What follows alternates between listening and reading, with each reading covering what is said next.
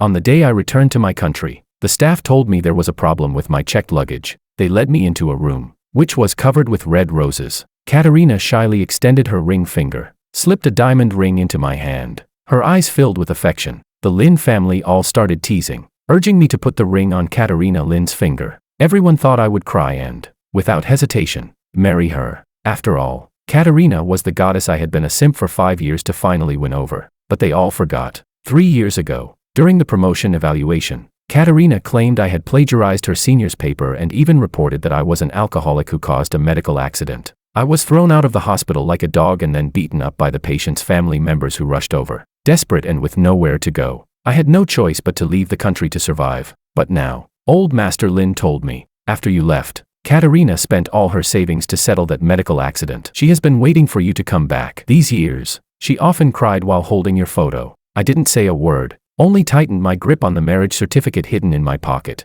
Main text. Back then, the incident was such a huge scandal. You should have given her some time to accept it. Why did you leave in such a fit of anger? Lucas, because you left without a word. Katarina Lin has been unable to eat or sleep these past years. She's grown thin from searching for you and almost turned the entire city upside down. From the moment I stepped through the door, old Master Lin had been patting my shoulder, chattering non-stop. After several years, he had aged a lot. The sharpness in his eyes that once scorned me as unworthy of Katarina was gone. Yet his words were still as harsh as ever, though he tried to paint his daughter as deeply devoted. All I could hear was his reproach toward me. To be honest, hearing Katarina's name again felt a little strange. 3 years was more than enough to wash everything away, especially such an insignificant past. From their words, it was clear they didn't know that I was already married. I brushed old Master Lin's hand away, my face calm. Uncle Lin, Katarina and I ended things 3 years ago. I don't understand what you mean by saying all this to me. The Lin family suddenly turned to stare at me, their faces full of disbelief. They hadn't expected me to have this kind of attitude. After all, I once pursued Katarina at all costs.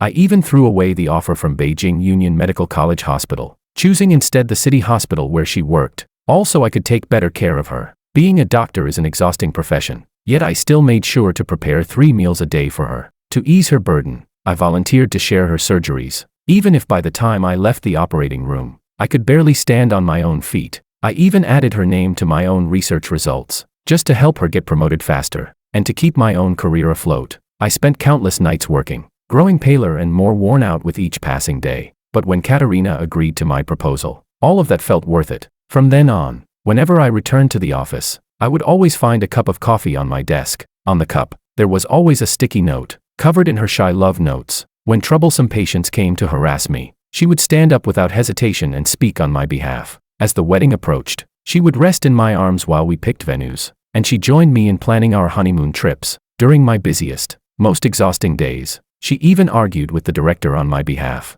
just to make time to accompany me to get my suit tailored. When she watched me step out of the fitting room in the suit, her eyes were full of tenderness. Even the shop assistant said they had never seen a couple as sweet as us. At that time, I thought I must have accumulated great virtue in my past life to be fortunate enough to meet her in this one, until the hospital transferred in a male doctor, Fernando. From that day on, Katarina never mentioned the wedding again, and the energizing coffee disappeared from my desk. At first, I only thought she was helping the new colleague get settled, too busy to remember. I didn't disturb her, not until the sales staff notified me that the wedding venue required both me and Katarina to personally inspect it. So I knocked on her office door, unexpectedly. After hearing it, she impatiently said it was too troublesome and told me to go in her place. The entire wedding was arranged in the style she liked. When I arrived at the venue, the salesperson handed me 2 contracts. One was mine, and the other belonged to Fernando. The bride's name was the same in both, Katarina. My hand holding the documents was slick with sweat, and I hurried to reassure myself it was only someone with the same name. But when I returned to the hospital, I saw every colleague with a bag of wedding candies. They surrounded Fernando, congratulating him on his marriage, and Katarina, leaning against the wall, her face blushing with shyness, eyes soft as she gazed at the men in the center of the crowd. In that moment, it felt like a scalpel pierced straight into my heart. The pain was suffocating. She turned her head and saw my reddened eyes, but there wasn't a trace of pity on her face. She only said faintly, "Signed already." I glanced at the crowd and spread the documents open before her. "Which one are you asking about? Mine, or Fernando's?" Hearing my questioning, Katarina frowned. "Whatever it is, we'll talk at home. I'll explain everything to you clearly. Everyone is celebrating now. Don't say things that ruin the mood." In that instant, I couldn't help but laugh. Ruin the mood, cause trouble. I never imagined that the woman who just days ago called me husband under the blankets would now stand before me and humiliate me. Perhaps my laugh stung her, because a trace of guilt flashed across Katarina's face as she softened her tone. Sorry, I didn't mean to sound harsh just now. Don't overthink it. I have another surgery to perform. Once I'm done, I'll come to your office. All right, Lucas. As she spoke, she lightly patted my arm. I brushed her hand away, suppressing the emotions surging inside, and turned to leave. I got it. My tone couldn't have been lighter. Katarina raised her hand as if to call me back, but she held herself back. In the office, I stared blankly at the medical chart in my hands, as if I couldn't recognize the words anymore. I don't know how long I waited until I finally heard a knock at the door outside. Come in. Katarina handed me a cup of coffee. Here, for you. I heard you have another surgery later, something to refresh you. I looked at the bare cup wall and gave a faint Fernando is my senior from university. His family is very traditional, pressuring him to get married. A few days ago, his mother threatened her life, so he begged me for help. I was afraid you'd overthink, so I didn't tell you. I sipped the coffee quietly, then asked slowly, so, did you two register the marriage?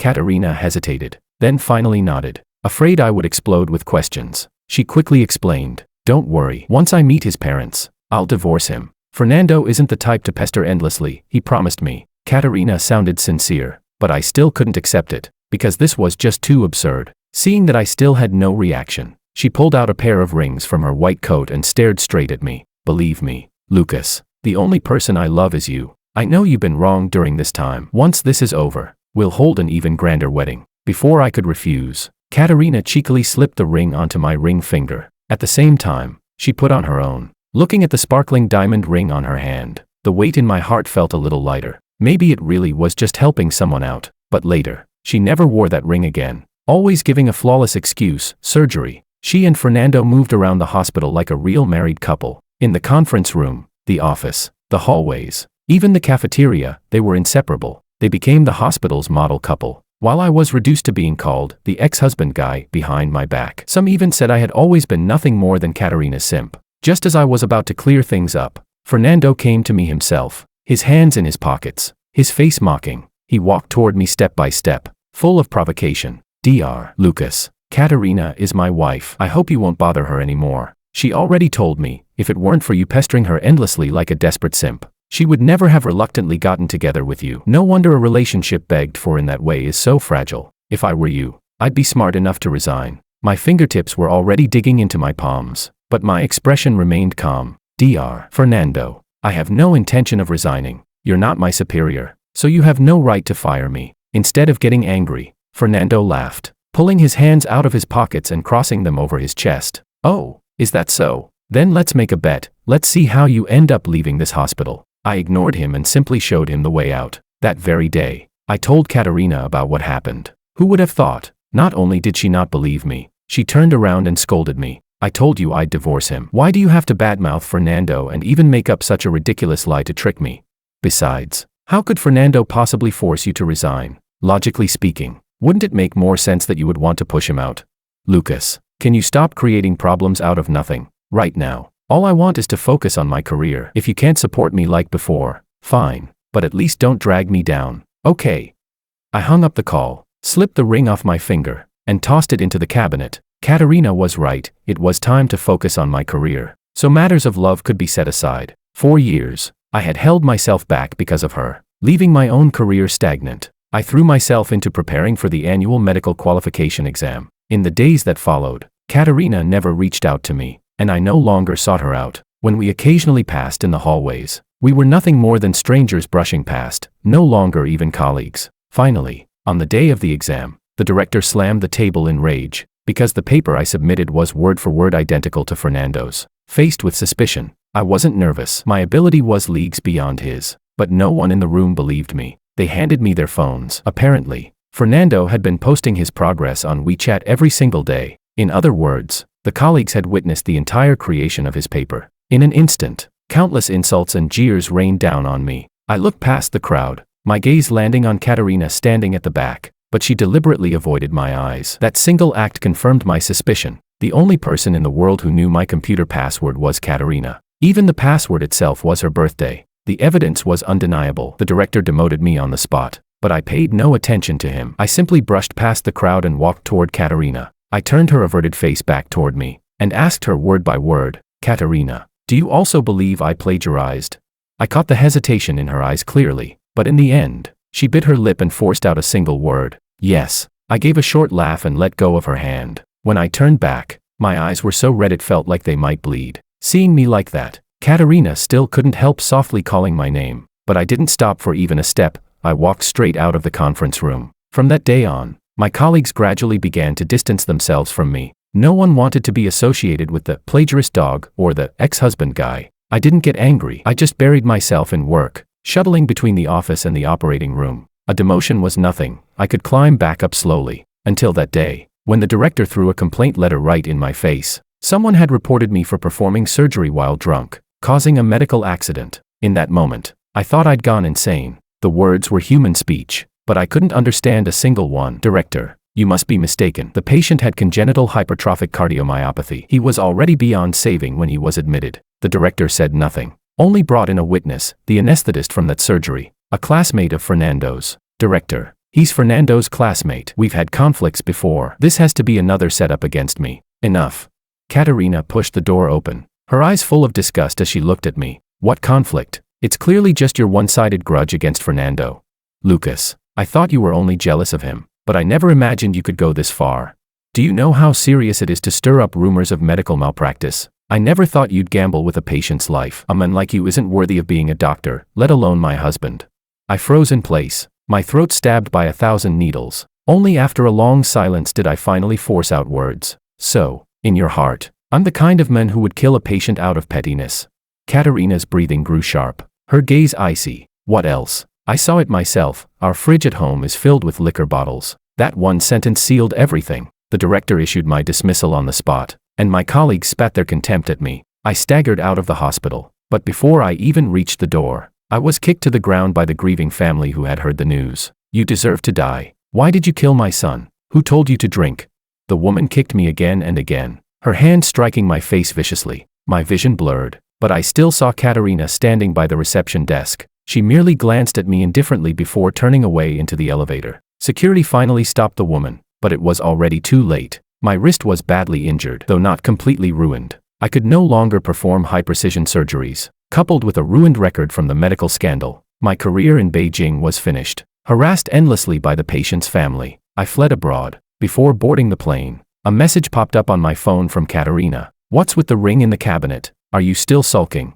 It's not that I didn't believe you last time. I just wanted you to reflect. Go to another hospital and be a good doctor. Stop making trouble." Pulling back from my thoughts, I looked at old Master Lin's children and said seriously, "Please don't disturb me again." Between Katarina, your Lin family, and me, there is no connection whatsoever. But old Master Lin acted as if he hadn't heard, continuing, "Katarina just finished a surgery. She's already on her way here. Oh, I forgot to mention, after you left she was transferred to Union Medical College Hospital. Now she's the youngest director there, earning millions a year. If you miss out on her, you'll never find someone so good again." At those words, I couldn't help but laugh. I raised my hand and shook the wedding ring on my finger. "Forgot to mention, I'm already married. And by the way, this ring cost Katarina 2 years' worth of salary." The room fell silent at once. The first to react was Katarina's younger sister, Lisa. She gave a cold laugh. "How could you possibly be married? Didn't you once say you'd only ever love my sister in this life? That ring of yours, probably just an online purchase for $1, right? Maybe it even tastes sweet if you lick it." Old Master Lin also came back to his senses, frowning. "Lucas, is this something to joke about? Don't bother with such tricks. Katarina is generous. She's already forgiven you. As long as you nod your head later, you can be our Lin family's son-in-law. From then on, you'll live in comfort and never worry about food or clothing. If it weren't for Katarina being so lovesick for you, I wouldn't even want a son-in-law like you." Hearing these cutting words, my heart remained completely calm. I only glanced at my watch, checking the time. Cammy should be arriving soon. I had to leave quickly. With her identity, she couldn't linger too long at the airport. But seeing my movements, they instantly curled their lips, still pretending to be tough.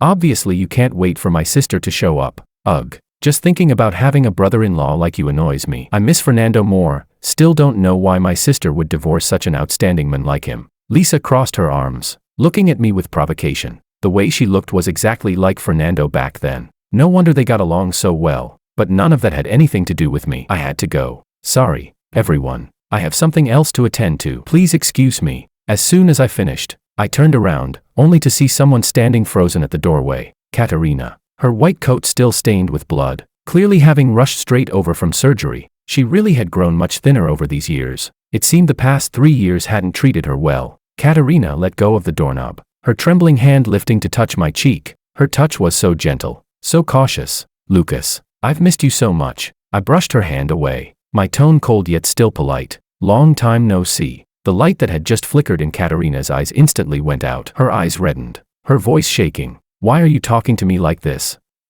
Are you still blaming me? I shook my head, though my tone grew increasingly impatient. Katarina, what would I blame you for? For stealing my paper and giving it to Fernando?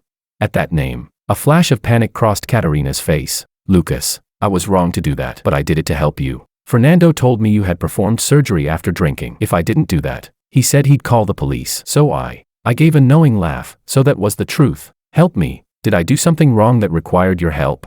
You should have let him report it. Then I wouldn't have been ruined by a fool like you. You don't need to apologize to me, because I won't accept it. Justice that comes too late is worthless. Katarina, I'm not someone who lives in the past. 3 years is enough, for love or for hate. It's all over. A flicker of confusion passed through her eyes. She didn't understand what I meant. I couldn't be bothered to explain. I walked straight toward the door, but she clutched my arm tightly. The old injury throbbed faintly. This can't be let go. Katarina's voice broke as she spoke, suddenly raising her volume and startling everyone nearby. Perhaps realizing her outburst, she softened her tone. I can't let this go. Lucas, can we start over? She pulled 2 matching rings from her pocket, bigger and brighter than the one she'd had custom made before. I didn't wear a ring because of surgeries. This time I've thought it through. Work is work. Life is life. So, Lucas, will you put this back on my finger for me? No, I said calmly. A deep sadness appeared in her eyes. But before she could speak, the Lins couldn't help themselves. Katarina, why be so humbling? Refusing you would be his loss. Yes sis, why stick to him? He's not some rich playboy. Enough. Katarina turned and rebuked them, then stole a cautious glance at me. Seeing I didn't respond, she breathed a sigh of relief. I asked you all here to buy time, not to muddy the waters. I will only ever marry him in this life. Everyone fell silent. Old Master Lin stormed off in anger. Katarina didn't care. She turned back to me. Lucas, is it that you don't like the ring style? We can go pick one out together. You're imagining things. It's my hand that can't fit it anymore. Katarina, I'm married. At that, Katarina swayed, and the ring in her hand slipped to the floor with a crisp clink. Married? That's impossible. It's only been 3 years. How could it? Lucas, don't joke about something as big as marriage. Please. Are you lying to me? You're saying that just to get at me. Right. Looking at the urgency and sorrow in her eyes felt strange to me. I had never seen her look at anyone like that. The old Katarina had been arrogant, indifferent to me, never so humble. Lucas, I already agreed to your proposal. Why did you go back on your word? When I heard the word, go back on your word, I let out a short laugh and shook my head repeatedly. In Katarina's eyes, I was always the one at fault, then and now. Go back on my word. Weren't you the one treating marriage like a joke, leaving me to marry someone else? Katarina's body stiffened. She grabbed my arm and hurriedly explained. Lucas, that's not how it was. Not long after you left, I divorced him. Nothing ever happened between us. You have to believe me. I shrugged off her hand. Any patience I had was gone. Enough. I don't care about any of that. My wife has been waiting for me a long time. I need to go. As for you, I'm a traditional man. I won't marry a woman who's been married before. After I slammed the door, she chased after me again and grabbed my wrist. Katarina, have you had enough? Maybe my voice was too cold. She recoiled like she'd been shocked and muttered a soft sorry. I ignored her and walked on. Her footsteps faltered behind me. I sighed. Fine, if she wanted to make a scene, let her. I hadn't realized she could be so persistent. I checked my phone and saw several missed calls. Great, Camila was about to make a fuss again. I was about to call her back when a woman in a beige trench coat strolled toward me, cradling an adorable chubby baby. She wore a mask and sunglasses that covered most of her face. Sis, quick, take a pic. This person is more of a star than an actress, honestly. More elegant than film queen Camila. The baby is so cute, her mom must have saved the galaxy in a past life. Ah, I want to possess that child's soul. People around them all turned, eyes glued to the woman, but her gaze fixed on only one person. Husband, why didn't you pick up? I was so worried. Her voice was 99% aggrieved and 1% playful. Under everyone's stunned stares, I reached up and affectionately ruffled her hair. Didn't we agree not to bring the little one? He's still so small. Camila was about to answer when the baby let out a soft, gooey sound. Duh, duh. It was the baby's first words. Duh, Dad. I froze in surprise. Camila seized the moment and quickly shifted the blame. See, husband. He insisted on coming. I laughed. Camila nestled into my arms and purred in a teasing tone. Honey, I've missed you so much. I couldn't see her full smile behind the mask, but I could hear it in her voice, and my heart skipped a beat. Even after all these years, Camila's sweetness was like honey. She looped her arm through mine and rested her head on my shoulder. Let's go. Husband, you've been away so long. I had my uncle cook spicy Sichuan to wake up your appetite. I had just taken a step when a loud voice rang out from behind. Lucas. Wah. The baby was startled and burst into loud crying. Camila hurriedly scooped up the dropped pacifier and cooed softly. I pulled a small bell from my pocket. Little one. Look what this is. Ling. Ling. Dang dang. Wah. The crying got even louder. Camila snatched the bell away and thwacked my head playfully, scolding. I told you that trick doesn't work, and you still. Give me the baby. I'll soothe him. I pouted and stuffed the bell back into my pocket. She carefully picked up the baby, gently rocking him in her arms. Little one. Hush now. Mommy's here. Mommy's here. Woo. The baby's cries slowly faded, replaced by soft whimpers. I let out a breath of relief and reached up to ruffle Camila's hair. My wife always knows what to do. Then, with mock ferocity, I poked the air above the baby in her arms. Leo, you little rascal, acting like you don't even see your dad. He slapped my hand away, murmuring under her breath, childish. You're nearly 30 and still competing with a baby. The warmth of the scene stabbed Katarina like a knife. Her face darkened as she demanded, Lucas, have you acted enough? Her voice, paired with the memory of the baby's crying, irritated me. I snapped coldly, and have you lost your mind enough? Camila turned, sliding her sunglasses up slightly. Honey, do you know her?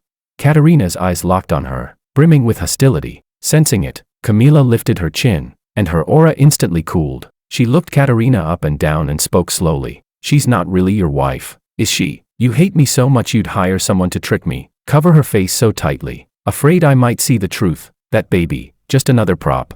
I was about to respond when Camila calmly stepped in front of me, shielding both me and the baby. Gone was her playful tone. Her voice turned razor sharp. Lady, did you just escape from the mental ward?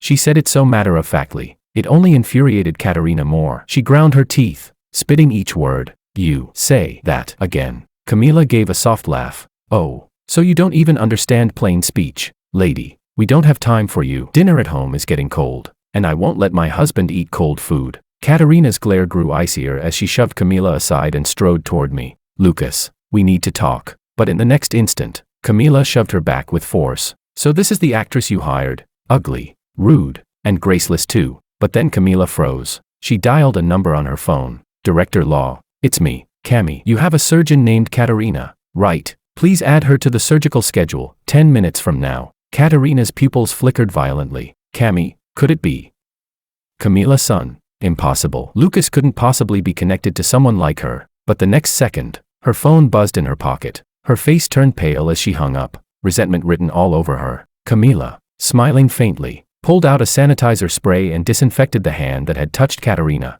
She was about to turn when Katarina's trembling voice rang out behind her. Do you know? Lucas once proposed to me, more than once. Camila paused for just a moment, then dove straight back into my arms. But no matter how calm she pretended to be, the sudden tightening of her arms around my waist betrayed her heart. I sighed deeply. If I wanted to keep things clean tonight, it was best to end this now. I handed the baby into Camila's arms, then stepped toward Katarina. Under her burning, desperate gaze, I raised my hand and slapped her hard across the face. Ah, Lucas, you hit me. She let out a sharp cry, wiped the corner of her mouth, and when she saw the blood on her fingertips, her face was filled with disbelief. Her eyes welled up with tears, overflowing with grief. That slap was the price for frightening my son. Yes, I did propose to you once, but who hasn't been blind a few times when they're young? Thanks to your leaving, I was able to meet such a good wife. Oh, and I forgot to mention, your new ring is still too small. It's not even half the size of the one I gave my wife. And lastly, my wife wears a mask not because she's ugly, but to protect me and our child. That's something a self-centered person like you will never understand. Katarina, if you harass us again, it won't just be an extra surgery on your schedule. Getting into Union Medical College wasn't easy, was it? That final sentence was a naked warning. Katarina seemed stunned, unable to react to the string of words. She stared blankly at the floor. Only after a long while did she finally force out a trembling sentence. Lucas, do you really hate me that much? Yes, not only do I hate you, I despise you, so get as far away from me as possible. With that, I turned, took Camilla's hand, and walked away without looking back. I thought those cruel words would make Katarina give up completely, but to my surprise, she shamelessly came to attend my lecture. Since I could no longer practice medicine, I had gone into teaching, from saving lives to teaching others how to save them. It had only been a few days since I last saw her, but she looked even more haggard, with dark circles under her eyes. During the entire lecture, Katarina's gaze never left me. When it ended and the hall emptied, only the two of us remained. She slowly descended the steps, each footfall making me increasingly irritated. Katarina, what exactly do you want? Her steps halted, and a trace of guilt flickered in her eyes. I just want to ask, why did you stop being a doctor? At that, I let out a mocking laugh and raised my right hand. Did you forget? Back then, you told me I should reflect. Well, this is the result of that reflection. Hearing this, Katarina staggered back 3 steps, repeating over and over, how could this be? I didn't know it would turn out like this. I thought since she was a woman, a few hits wouldn't matter. That light, careless sentence buried all the effort I had put into the first half of my life. When I learned that I would never again be able to practice medicine, I couldn't recover for a long time. In the end, I even took antidepressants for 2 years. Thinking of this now, the irritation in my heart had turned into sheer disgust. Katarina, if you don't want another slap, get out of my sight. Her body stiffened. I'm sorry, Lucas. Actually, I came here today to apologize. After what you said that day, I went back and asked that anesthetist about the incident. She admitted she only said those things because Fernando told her to. I'm sorry. I'm really sorry. I didn't know. Hearing her repeat, sorry, again and again stirred nothing in me. You remember what I said, but did you forget the rest? I told you, justice that comes late is worthless. Or do you think your flimsy apologies now can bring back my hand?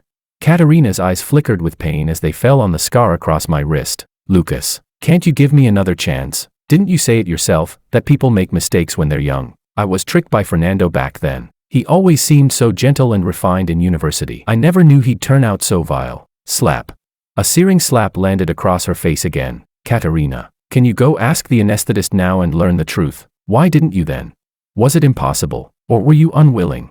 Katarina shook her head frantically, clutching my arm. At the time I just suddenly remembered the bottles in our fridge. After all, you never drank before, and then during that period you started. Katarina, you know I only started drinking around then. She looked at me blankly, not understanding. I shrugged off her hand and said coldly, I drank because I was heartbroken. Every single bottle at home had your name on it. After saying that, I grabbed my bag and walked for the door. Then I heard a thud behind me. Katarina had dropped to her knees. She was crying so hard her face was streaked with tears. Lucas, I really love you. You have no idea how I've lived these 3 years. Every minute without you was unbearable. I miss you so much. Even hearing those mournful words, I did not turn back. I only asked, without looking at her, Katarina, did you ever truly love Fernando? The ring I threw away wasn't because I was sulking, and it wasn't because it was small, it was too big. Even if I'd been willing to wear it, it would have slipped off my finger. You're not an idiot, you should understand what I mean. So please, don't trouble me again. That final warning I gave you still stands. With that I left. I didn't see Katarina's face, but her wails echoed down the corridor, so I knew how she was. Outside the lecture hall, a familiar Ferrari waited. I got in and the mood in the car was off. Cold, very cold. Babe, what's wrong? Camilla's face was icy. Her tone was sharp. I saw her walk into the school. Did she come to bother you again? Yes, I confirmed. At my answer, Camilla's prepared speech snagged in her throat. What did she say? The same old lines. Forgive me, marry me. Camilla snorted, full of scorn. No new tricks, just the same old routine. And what did you say? She asked. I watched her grip the steering wheel and felt a smile tug at my mouth. She prompted. I said I'd think about it. As soon as the words left my mouth, Camilla ground her teeth and fixed me with a cold stare. Say it one more time, I said. Cami, I love you too. Only you. If you hadn't taken me in when I was on the streets, I probably would have given up on myself. After meeting you I finally understood what being loved felt like. Her warm lips cut off my sentence. After a long moment Camilla turned red and looked away. You talk too much. I asked you to repeat a few words and you wrote me an essay. When did Professor Lucas get so passionate and dramatic? Her tone was flippant, always pretending not to care. But I knew she'd been anxious the moment she first saw Katarina. She started reading an overdramatic and angst-filled novel. A scene such as, what should I do if my husband's ex comes back and he doesn't want me anymore? Camilla, she was really adorable. What are you thinking about? Who are you thinking of? The one in front of me. I don't believe you. Prove it to me. Saying that, She pulled a row of condoms out of the glove compartment. After you use them, I'll believe you. My ears flushed red and I shoved her urgently. Leading lady. Not in the car. So what if it's in the car? It's not some cheap apartment. This is a villa. We have a private parking lot. So I gave in, and she was satisfied. After that day, Katarina stopped coming to find me. Whether she had truly given up or had been frightened off by the threats, I breathed a sigh of relief. Later I heard she spent a lot of money hiring detectives to track Fernando down. Something happened. I only learned that Fernando was hospitalized with serious injuries. I didn't pry. As long as she stopped bothering me, I didn't care. 3 months later, on my birthday, someone left a cup of coffee and a small cake at my door. A heart-shaped sticky note clung to the coffee. It read, "Happy birthday. I hope you have a lifetime of happiness." I crumpled the note and, along with the rest, tossed it into the trash. Then I went off toward my happiness.